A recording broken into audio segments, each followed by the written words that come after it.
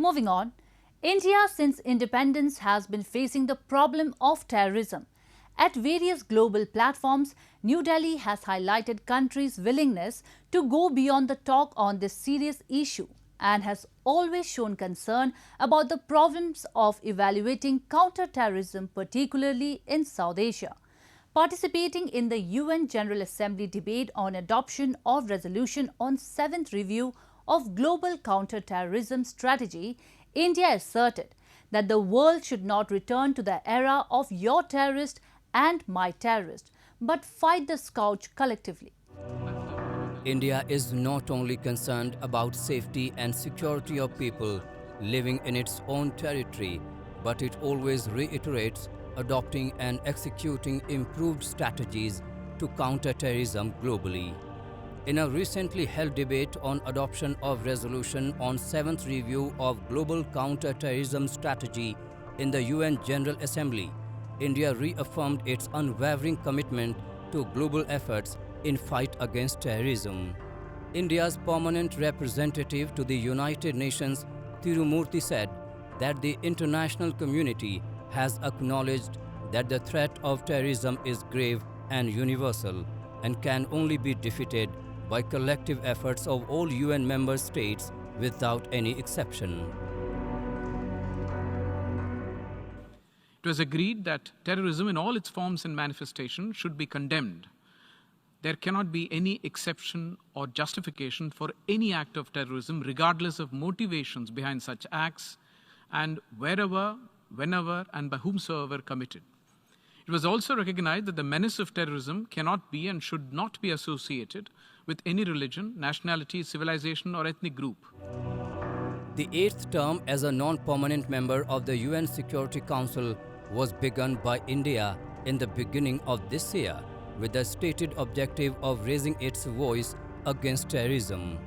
India cautioned the world that 20 years after the 9/11 terror attacks, there are attempts again to divide terrorism into different terminologies such as violent nationalism and right-wing extremism, asserting that the world should not return to the era of your terrorists and my terrorists, but fight the scourge collectively.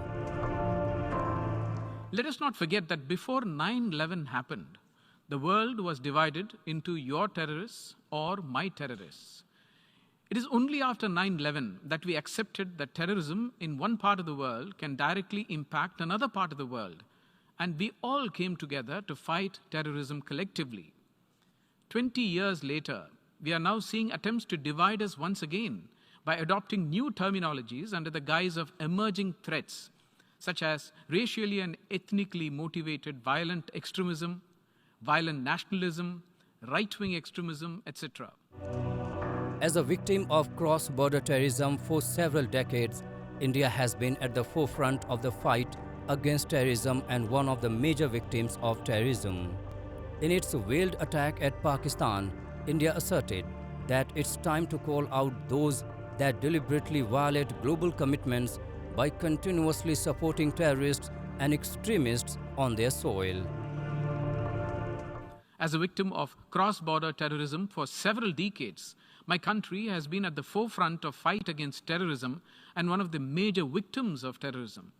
However, it is time to call out those that blatantly violate global commitments by harboring terrorists and terrorist entities, including those proscribed by the UN, by willfully giving moral, material, financial, and ideological support to these groups to foment terrorism and disrupt social harmony and peace. The international community needs to adopt a policy of zero tolerance towards terrorism. Our collective condemnation of terrorism must be loud, clear, and without any ambiguity.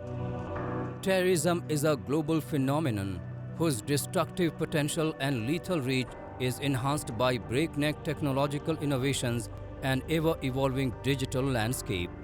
Terrorists are using internet and social media for terrorist propaganda, radicalization and recruitment of cadre, misuse of new payment methods such as blockchain currencies, payment wallets, and crowdfunding platforms for terrorism financing. Domestic measures alone cannot deal with terrorism as long as some countries continue to provide safe havens for terrorists. Therefore, to be effective, the fight against terrorism must be long-term, sustained and global. It must tackle not just the perpetrators of the acts, but also those who support and sponsor them.